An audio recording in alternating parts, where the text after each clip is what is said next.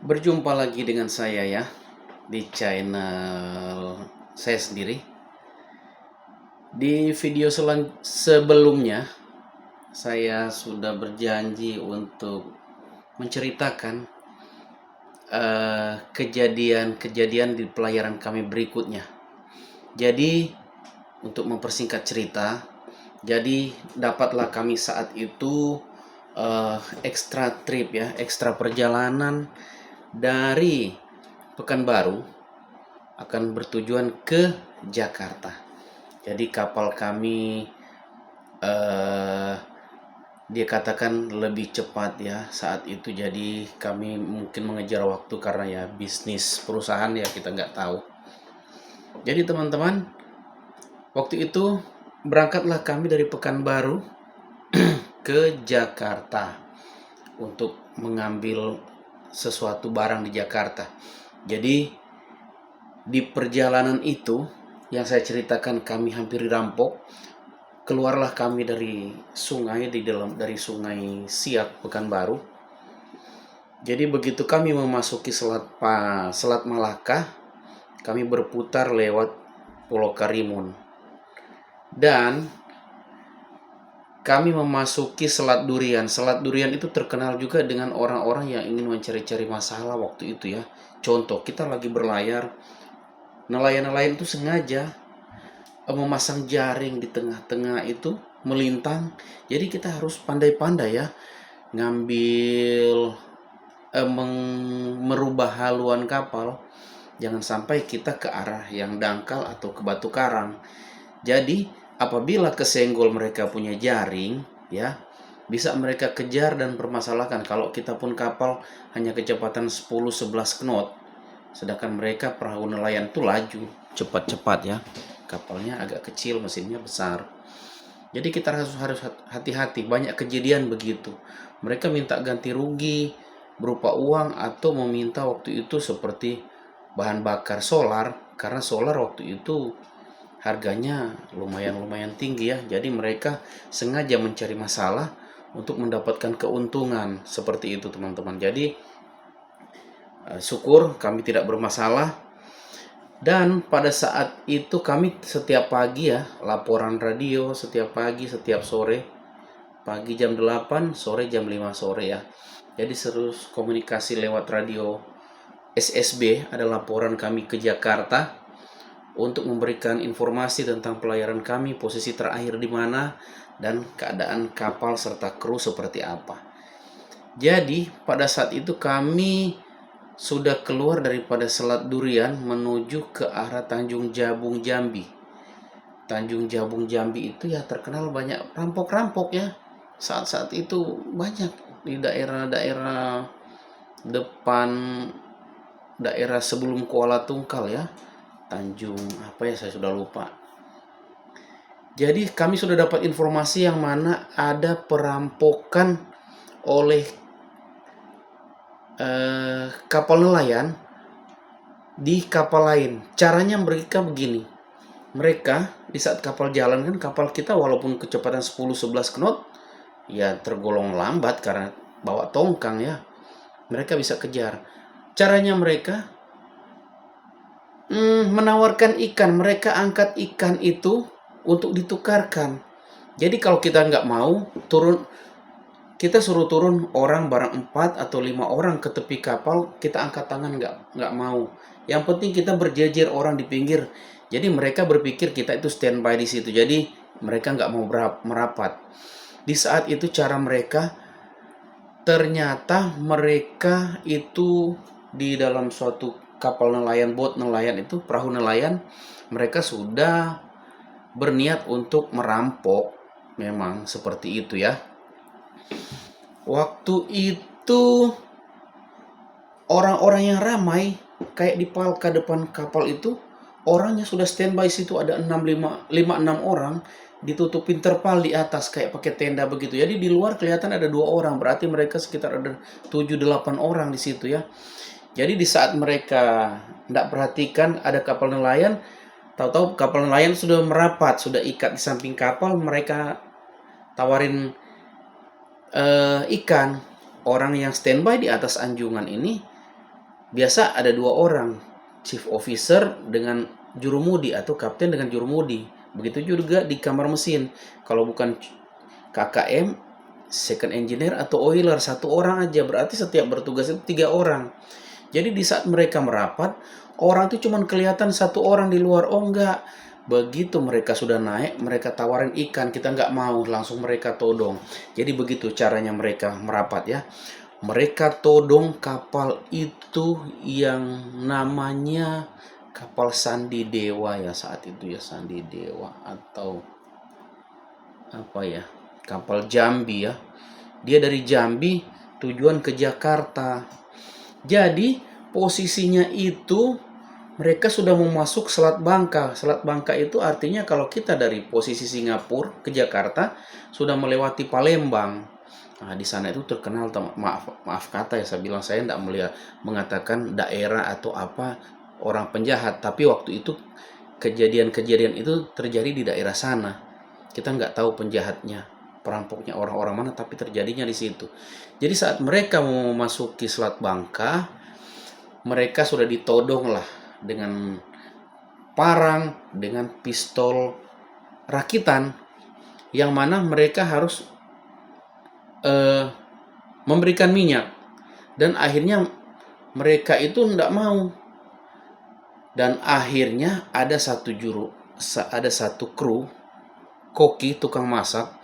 Dia kaget orang ribut-ribut, dia marah-marah. Kenapa ini ribut-ribut? Dia ngamuk-ngamuk naik ke atas. Orang perampok ini pikir dia sudah mendapatkan perlawanan. Langsung didor kakinya, kena di paha. Langsung teriak-teriak. Situ sudah mulai kredit, orang kapal mau melawan. Terus ditodong-todongin orang perampok ini. Mereka takut, akhirnya mereka diikat. Dan akhirnya barang-barangnya diambil semua. Alat navigasi, navtex, radar, mereka cabut semua, dipotong-potong semua apa yang mau diambil. Termasuk baju-baju kru. Gilanya perampok itu ya teman-teman. Kalau cerita handphone ya habis. Sedangkan baju aja, celana Levi's atau kaos-kaos t-shirt yang agak bagus-bagus mereka ambil. Boleh dikata perampoknya perampok susah juga ya. Jadi apa yang mereka mau ambil, sampai perahunya ditodong kapal itu, disuruh hidupkan pompa bahan bakar dan dicurah ke kapal dia. Sekian ton mereka diikat dan akhirnya begitu apa yang mereka dapatkan sudah dapat semua, dan akhirnya ada satu jurumudi yang yang koki yang terluka ditembak itu, mereka tidak ikat karena sudah berdarah-darah pahanya. Orang kapal lain diikat. Kapal ini lagi jalan terus. Jadi mereka begitu pergi, yang tukang masak ini, koki itu yang membuka tali-tali ke kapten, ke yang lain, sehingga mereka dapat mengemudikan kapal lagi. Dan radio komunikasi semua sudah dicuri, sudah dipotong semua. Jadi karena keadaan emergensi, ada satu kru yang terluka, sudah berdarah-darah, jadi mereka putar balik haluan ke arah Palembang. Jadi informasi ini saya dapatkan akurat daripada radio informasi perusahaan kita, terus dari radio VHF ship to ship, antara kapal ke kapal yang kita jumpa, mereka bagi informasi, jadi kita sudah dapat informasi. Jadi begitu ceritanya, begitu mereka mutar balik kapal yang mendapatkan masalah ini, mereka dapat pertolongan dari kapal lain, mereka minta bantuan dan mereka merapat memberikan informasi yang mana mereka ada kru yang terluka, sehingga dapat bantuan dari angkatan laut dari daerah Palembang. Dan waktu itu kapalnya diizinkan untuk masuk ke Palembang, ke pelabuhan Palembang, padahal mereka bertujuan ke Jakarta. Jadi mungkin sudah dihubungi oleh perusahaan, jadi mereka dimasukkan ke Palembang. Oke, sampai di situ. Jadi keadaan Pulau Bangka ini keadaan mencekam saat ini, karena baru kejadian perampokan ya. Kapal kami dengan bertujuan ke sana, artinya kita dari Selat Durian, dari arah Singapura, tujuan ke Tanjung Jabung, depan Jambi. Lewat Jambi itu dapat Palembang. Dapat Palembang, kami akan masuk Selat Bangka. Jadi di situ saya sebagai pemimpin, saya mengambil inisiatif untuk memberikan informasi kepada teman-teman agar kita safety level 1. Safety level 1 itu dalam keadaan memang darurat ya. Kita pasang semua selang-selang pemadam kebakaran yang ada, karena kita kan kapal masih jenis baru. Walaupun kita kapal cepat ya, tapi mereka juga akan melihat kita benderanya kapal ini, flagnya flag kapal asing, kapal Singapura. Kadang kebanyakan orang berpikir kapal asing itu kapal yang ya perusahaan yang bagus, mungkin banyak uang di situ. Jadi kita berjaga. Jadi perusahaan sudah kasih informasi, hati-hati Cap, ambil keadaan yang aman. Kalau tidak memungkinkan, kamu cepat lapor radio. Sekarang radio itu ada hidup 24 jam, dikasih on. Begitu juga untuk kontrol pusat, sekian jam kita boleh hubungi, 1 jam sekali kita boleh kasih informasi, ada yang jawab ya.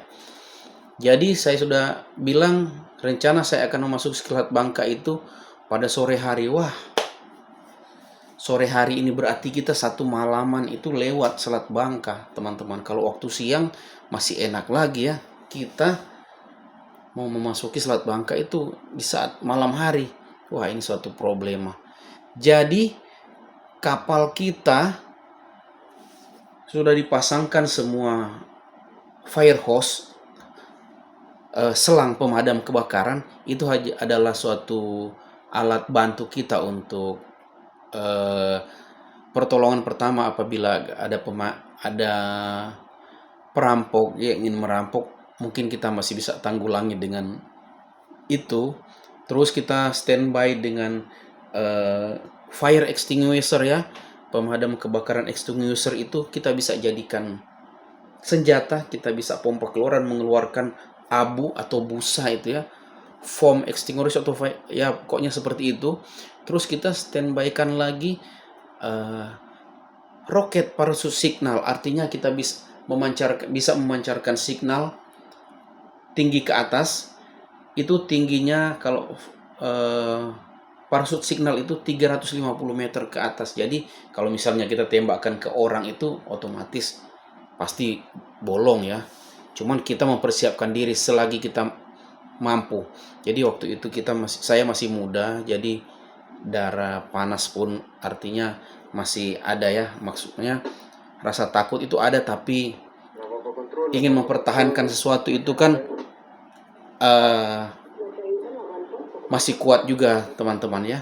Jadi kita memberikan informasi ke perusahaan. Begitu kita memasuki Selat Bangka, kita informasikan posisi lintang dan bujur di peta. Jadi kantor bisa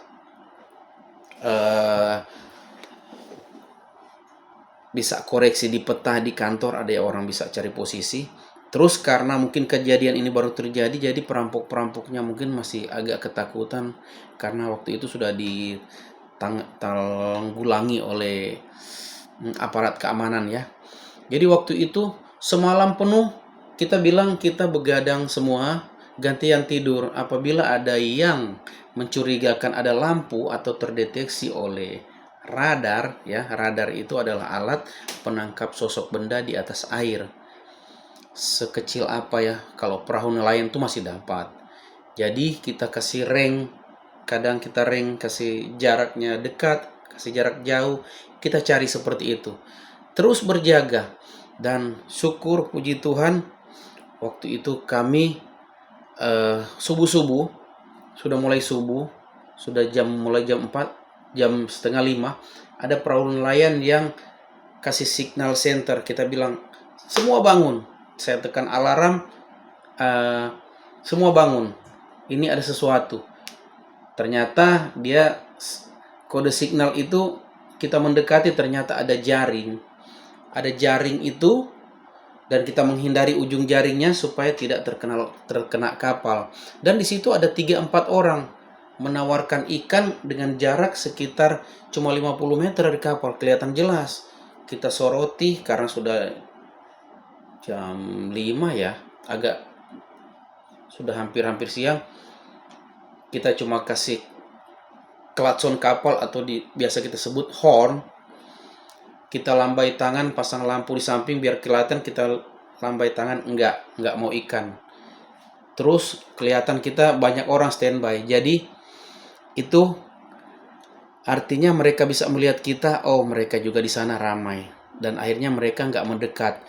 Jadi kata perusahaan kalau boleh ditambah speed, ya ditambah. Waktu itu memang memasuki Selat Bangka, kata perusahaan, Cap, speed ditambah, kecepatan ditambah ya. Dengan posisi mesin aman ya, jangan dipaksa, jangan mesin itu rusak lagi. Jadi kita tekan speed itu sampai 13 knot ya, seperti itu mungkin. Tugboat tapi laju. Kita tekan speed, kebetulan ikut arus itu laju. Begitu lewat Selat Bangka, besoknya sudah pagi. Kita lihat dalam pandangan ke depan itu banyak nelayan, tapi jauh-jauh sudah siang. Ya syukur, jadi kecepatan kita kasih stabil lagi, kurangi. Dan sudah lapor ke kantor yang mana kita sudah aman lewat Selat Bangka. Jadi teman-teman, itu keadaan-keadaan yang mencekam begitu yang kita alami di laut. Jadi keluarga, saudara kita tidak tahu ya keadaan kami di laut itu. Yang kadang kebanyakan orang pikir, oh pelaut itu enak, banyak duit ya. Tapi susah, senangnya itu mereka tahu kita banyak duit, oh sampai di darat enjoy dan sebagainya. Tidak teman-teman ya, kita pelaut itu bukan semua kerja di kapal enak. Jadi susahnya kan mereka nggak tahu kita ya. Jadi seperti itulah pelaut. Jadi kita apabila sampai di darat sudah senang, kebetulan ada uang kelebihan ya, ada uang preminya dari kantor, kita ke darat santai-santai, makan-makan. Itulah kadang orang bilang orang kapal itu kelihatan sombong kalau di darat. Sebetulnya bukan sombong seperti apa, karena senangnya mereka sampai ke darat itu. Mereka mau menikmati keadaan di darat, karena terlalu suntuk di laut berlayar berhari-hari baru sampai kami ke darat. Jadi seperti itu teman-teman ya. Nanti saya ceritakan keadaan pelaut itu seperti apa. Jadi jangan bilang wah pelaut gono gini, enggak semua pelaut itu jahat, enggak semua pelaut itu juga baik. Seperti itu teman-teman ya. Jadi pelayaran kita dalam keadaan aman, kita declare atau kita informasikan tibanya kami di Jakarta tanggal berapa, hari apa. Jadi kita berlayar dalam keadaan aman dari Selat Bangka. Mungkin ada 2 hari lagi ya ke Jakarta, 2 hari apa 1 hari setengah begitu, karena kita laju 1 hari setengah mungkin. Jadi kami sampai di Jakarta, perwakilan perusahaan datang ke agenan menanyakan tentang keadaan kapal ya, kita bilang aman. Jadi syukur. Dan kira-kira keadaan yang seperti itu yang saya ceritakan. Dan nanti saya ceritakan lagi, saya lama di perusahaan itu ya, saya berpindah lagi. Sesudah di situ saya dapat sekian lama di perusahaan itu sampai tahun 2000 saya bekerja di perusahaan itu. Terus sambil bekerja kan kita cari-cari informasi lewat teman-teman, dan akhirnya dapat informasi di perusahaan Singapura. Dan saya ingin mencoba merantau lebih jauh lagi teman-teman. Jadi jangan bosan-bosan ya mengikuti channel saya. Nanti saya ceritakan lagi. Saya pertama kali kerja di kapal luar negeri ya teman-teman, di kapal asing atau di perusahaan Singapura asli ya, di kapal perusahaan Singapura asli. Yang sebelumnya ini kapal Singapura tapi operasi di Indonesia. Jadi teman-teman jangan lupa di subscribe atau di share dengan tombol like-nya, juga hidupkan notifikasinya, ditekan tanda bell-nya agar ada video yang terbaru itu akan berbunyi dan teman-teman akan ikuti. Tetap di support ya channel saya, semoga saya selalu giat dalam membuatkan video-video ini, sehingga cerita-cerita yang akan saya ceritakan ini teman-teman semua akan ketahui ya. Terima kasih sudah meluangkan waktu untuk mendengar cerita saya. Salam jumpa lagi di video selanjutnya.